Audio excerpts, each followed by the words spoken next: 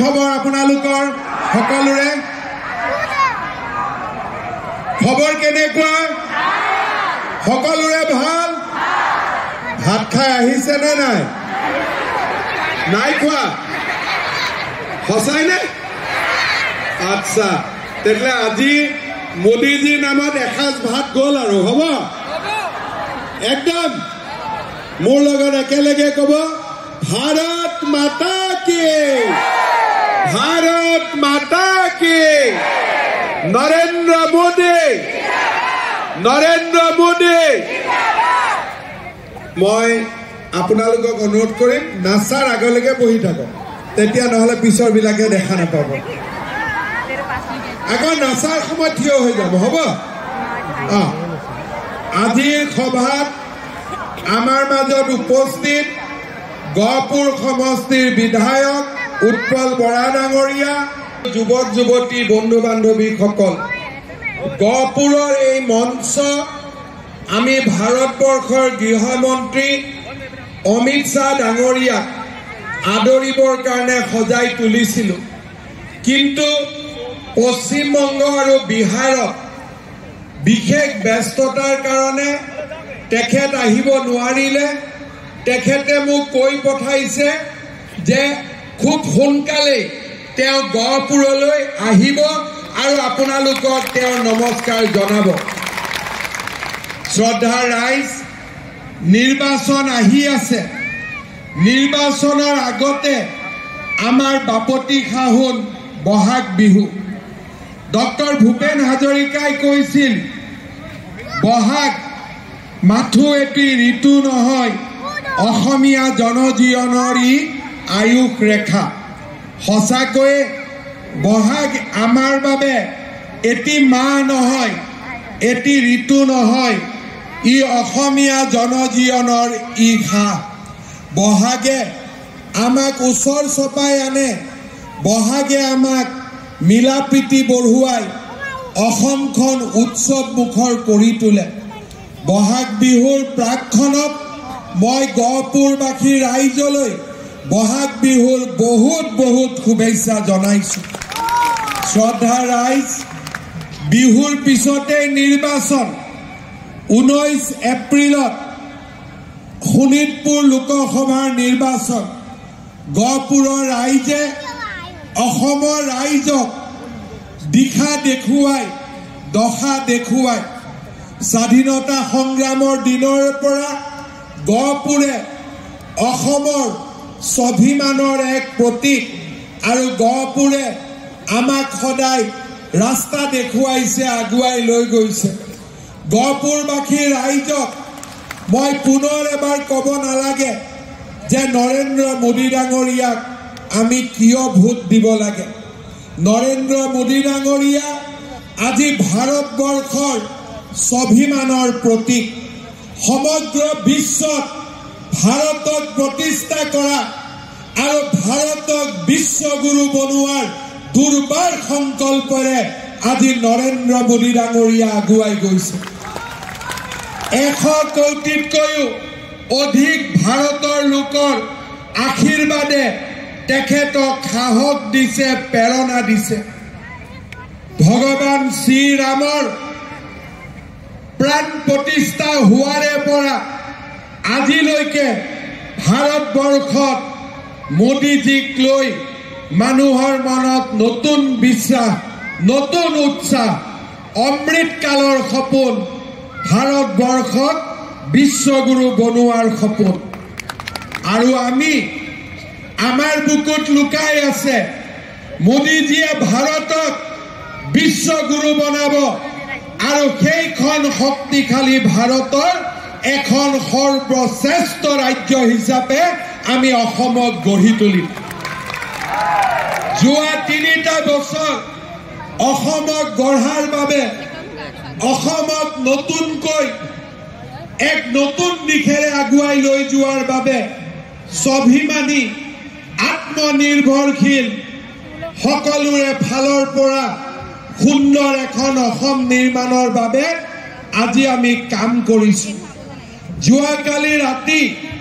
ভাৰতৰ গৃহমন্ত্ৰী অমিত শ্বাহ ডাঙৰীয়া তিনিচুকীয়াত আছিল। ৰাতি 8টা-9টা বজাত আমি শোভাযাত্ৰা কৰিছিল। অলপ দেৰিৰ কাৰণেও আমাৰ মনত অহা নাছিল যে এইখন জিলাতে এই অবিভক্ত ডিব্ৰুগড়তে এদিন আলফাৰ সেনানায়ক পৰেশ বৰুৱাৰ জন্ম হৈছিল। আমি ভবা নাছিলো যে কৰবাত বোম ফুটিব পাৰে নেকি, কৰবাত গুলি বাৰুদ হ'ব পাৰে বুলি। মানুহৰ মনত আজি সেই দিনবোৰ আঁতৰি গৈছে। আজি কোনো মাতৃয়ে বহাগ বিহুৰ দিনাখন মোৰ ল'ৰাটো ঘৰলৈ কেতিয়া উভতি আহিব বুলি বাট চাব নালাগে। আজি বন্দুকৰ শব্দত কাৰো অসমত আজি ৰাতি নোপোৱাই গুলি বাৰুদ কোনেও আমাৰ সন্তানক বুকুৰ পৰা কাঢ়ি নিনিয়ে। এতিয়া অসম শান্তিৰ স্বৰ্গ আৰু এইখন অসমতে প্ৰগতিৰ দুৰ্বাৰ স্বপ্ন আজি আমি নিৰ্মাণ কৰিব ওলাইছো। শ্ৰদ্ধাৰ ৰাইজ, অসমলৈ ভাৰতৰ প্ৰধানমন্ত্ৰী 26 বাৰ আহিব পাৰে। সেই প্ৰধানমন্ত্ৰীৰ নাম নৰেন্দ্ৰ মোদী। ভাৰতত বহুত প্ৰধানমন্ত্ৰী আছিলে, কোনো প্ৰধানমন্ত্ৰী আজিলৈকে 26 বাৰ অসমলৈ অহা নাই। কোনো প্ৰধানমন্ত্ৰীয়ে দিল্লীত গামোচাখন পিন্ধি নলয়। কোনো প্ৰধানমন্ত্ৰীয়ে বহাগ বিহু চাবলৈ গুৱাহাটীলৈ অহা নাছিল। কোনো প্ৰধানমন্ত্ৰীয়ে কাজিৰঙাত নিশা কটাই আমাৰ গড়ক বিশ্বৰ বুকুত লৈ যোৱাৰ বাবে চেষ্টা কৰা নাছিল। কোনো প্ৰধানমন্ত্ৰীয়ে 145 ফুটৰ লাচিতৰ প্ৰতিমা শুভ উদ্বোধন কৰা নাছিল। কোনে কৰিছে? নৰেন্দ্ৰ মোদী ডাঙৰীয়াই কৰিছে। আমাৰ নেতা নৰেন্দ্ৰ মোদী ডাঙৰীয়াই কৰিছে। আজি নৰেন্দ্ৰ মোদীৰ বাবে উত্তৰ পূব অষ্টলক্ষ্মী, আজি নৰেন্দ্ৰ মোদীৰ বাবে উত্তৰ পূব ভাৰতৰ নিউ ইঞ্জিন অফ গ্ৰোথ। এই দিন আমি কেতিয়াও দেখা নাছিলো।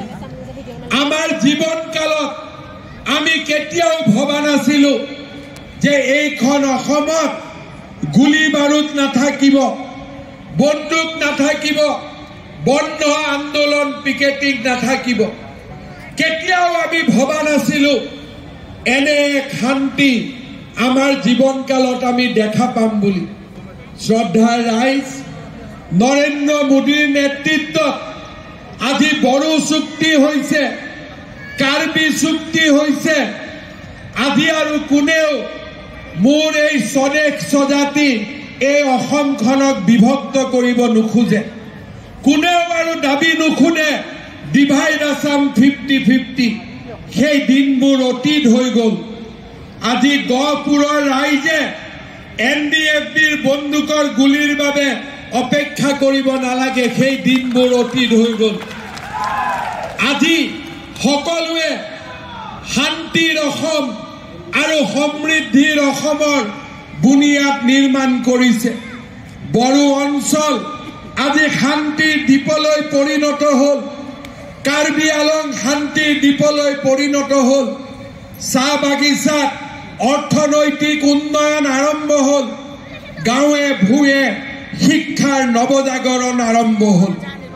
কোনেও ভবা নাছিল যে অসমত এখনকৈ 23খন মেডিকেল কলেজৰ নিৰ্মাণৰ কাম আৰম্ভ হ'ব পাৰে। কোনেও ভবা নাছিল যে গহপুৰৰ পৰা তেজপুৰলৈ ইমান ধুনীয়া নেশ্যনেল হাইৱে বনিব পাৰে। কোনেও ভবা নাছিল আমাৰ অসমত কেতিয়াবলৈ এইমছ আহিব পাৰে। কোনেও ভবা নাছিল গহপুৰৰ পৰা গোলাঘাটলৈ সুৰংগ নিৰ্মাণ হ'ব পাৰে ব্ৰহ্মপুত্ৰৰ তলেদি। শ্ৰদ্ধা ৰাইজ, পৰা নুমলীগড়লৈ 6খন গাড়ী একেলগে যাব পৰা টানেল নৰেন্দ্ৰ মোদীৰ মোদী গেৰেণ্টি এই কথা আজি সঁচা আৰু ই সত্যত পৰিণত হৈছে। শ্ৰদ্ধাৰ ৰাইজ, কনকলতা বৰুৱাৰ জাতীয় জীৱনৰ প্ৰতি অৱদান কোনে নাজানে? কোনেও কিয় কল্পনা কৰিব পৰা নাছিল কংগ্ৰেছৰ এখনকৈ 60 বছৰ অসমত চৰকাৰ আছিল। কনকলতা বৰুৱাৰ নামত এখন মহাবিদ্যালয় হ'ব লাগে, এখন বিশ্ববিদ্যালয় হ'ব লাগে। তাৰ কল্পনা কংগ্ৰেছে কৰিব পৰা নাছিল, কংগ্ৰেছে চিন্তা কৰিব পৰা নাছিল। মোৰ মনত আছে যোৱা ইলেকশ্যনৰ সময়ত যেতিয়া মই উৎপল বৰা ডাঙৰীয়াৰ নিৰ্বাচনৰ সভাত আহিছিলো যে গহপুৰত কনকলতা বিশ্ববিদ্যালয় হ'ব, কংগ্ৰেছৰ মানুহসকলে আমাক হাঁহিছিল। ৰিপুণ বৰাই কৈছিল কেতিয়াও সম্ভৱ নহয়। আজিৰ পৰা 6-7 মাহ পিছত আমি সকলোকে মাতিম কনকলতা বৰুৱা বিশ্ববিদ্যালয় আধাৰশিলা স্থাপন কৰাৰ অনুষ্ঠানত।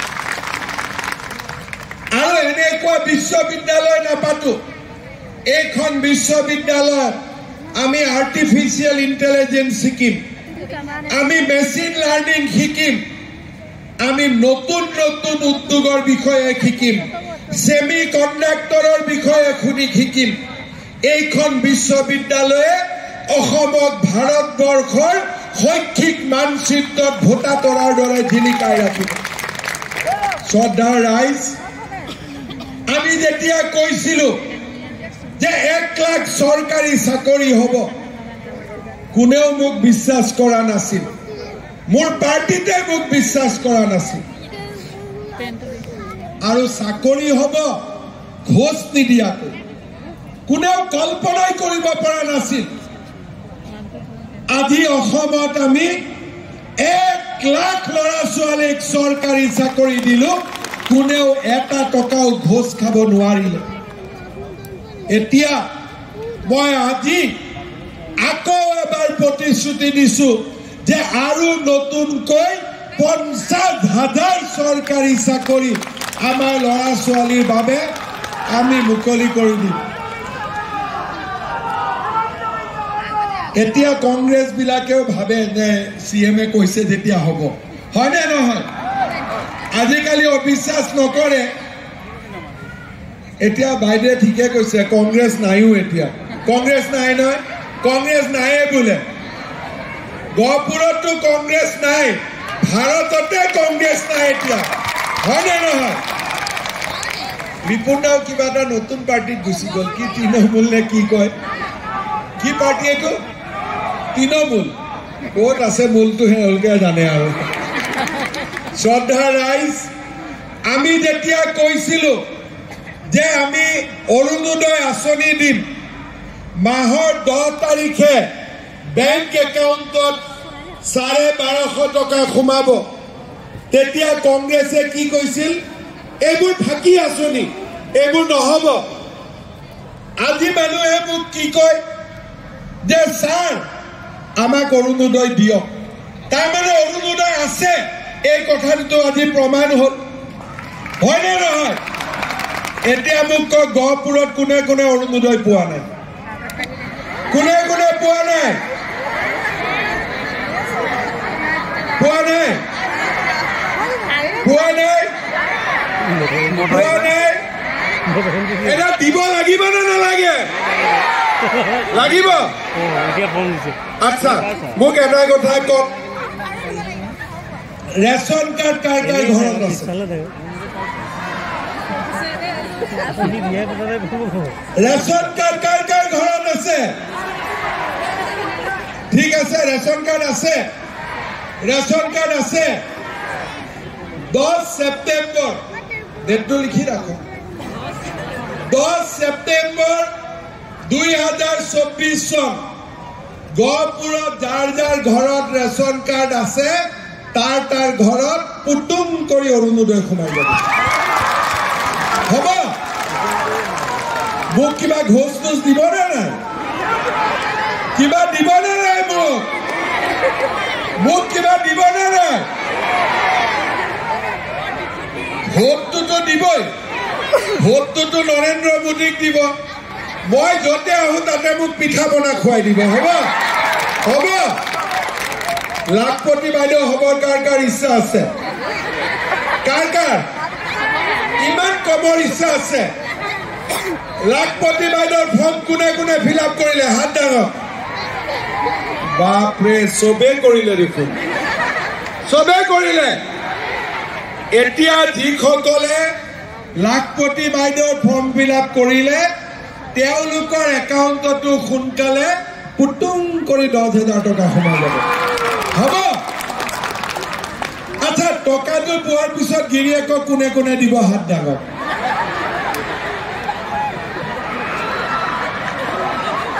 কোনে নিদিয়ে আকৌ যদি গিৰিয়েক বিলাকে বিজেপিক ভোট নিদিয়ে দিবনে নাই ঘৰত কিন্তু আপোনালোকে পাতি ল'ব দেই যে টকাটো নিদিও কিন্তু ভোটটো বিজেপিকে দিব লাগিব পাৰিবনে নাই জয়মতীৰ জোৰ বেছি নে লাচিতৰ জোৰ বেছি জয়মতী ঠিক আছে এইবাৰ ইলেকশ্যনত জয়মতীৰ একাউণ্টত টকা সোমাব আৰু লাচিতে আমাক ভোট দিব হ'বনে নাই কিন্তু এটা কথা বিহুৰ আগত নিদিওঁ আগষ্টত দিম ফটো লৈ আছে না আগষ্টত দিম ছেপ্টেম্বৰত দিম অৰুণোদয় আৰু আগষ্টত দিম লাখপতি বাইদেউ হ'ব কাৰণ অলপ কাম কেইটামান আছে কাৰ বাচ্চা কেইটা চাই থাকিব আছো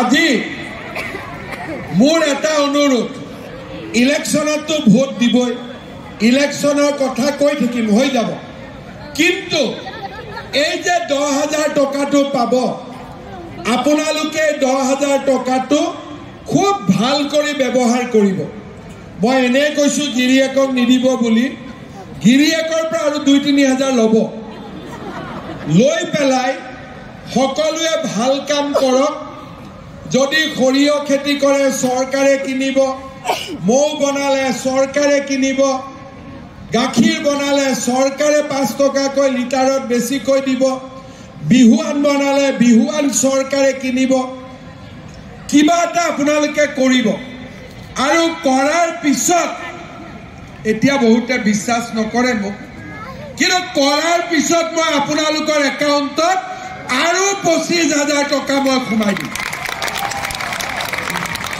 আজিকালি ভাৰতত কি চলি আছে মোদী কি গ্যাৰেণ্টি তাৰমানে মোদীয়ে ক'লে হ'বই আৰু ইয়াতে আমি কি কৈ আছো মোদী কি গ্যাৰেণ্টি মামা কি ৱাৰেণ্টি তাৰমানে কাম হ'বই আৰু কোনো কথাই নাই শ্ৰদ্ধা ৰাইজ 50,000 নতুন চাকৰি ঘৰে ঘৰে অৰুণোদয় লাখপতি বাইদেউ আৰু তাৰ লগত আৰু এটা নতুন আঁচনি আমাৰ যিমান ছোৱালী এইবাৰ মেট্ৰিক পাছ কৰিব তাক কোনে পঢ়াব এইবাৰ ছোৱালীবিলাকক কোনে পঢ়াব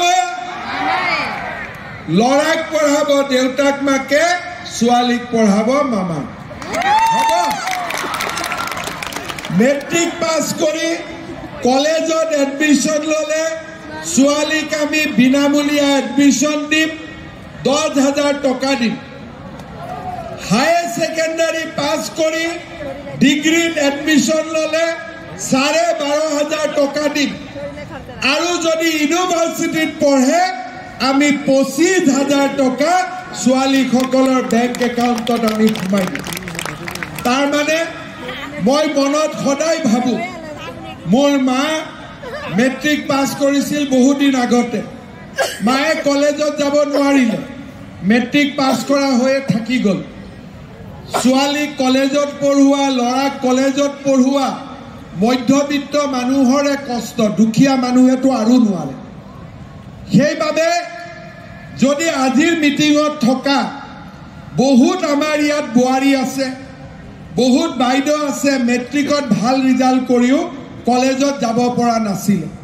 কিয়? কেনেকৈ পঢ়াব দেউতাকে? কলেজত নামভৰ্তিত 15,000, অহা যোৱা কৰিবৰ কাৰণে মাহত 1,500, কিতাপ পত্ৰ, এজনী ল'ৰা বা এটা ছোৱালীক পঢ়াবৰ কাৰণে দেউতাকক 30,000 টকা ভৰিব লাগে। এতিয়া আমি কি কৰিছোঁ? ল'ৰাৰ কাৰণেও এডমিশ্যন ফ্ৰী, ছোৱালীৰ কাৰণেও এডমিশ্যন ফ্ৰী, আৰু স্কুটি চাইকেল আছে। তাৰ লগত এইবাৰ ছোৱালীক পঢ়াৰ দায়িত্ব মামাই লৈ লৈছে, দেউতাক মাকে ল'ব নালাগে।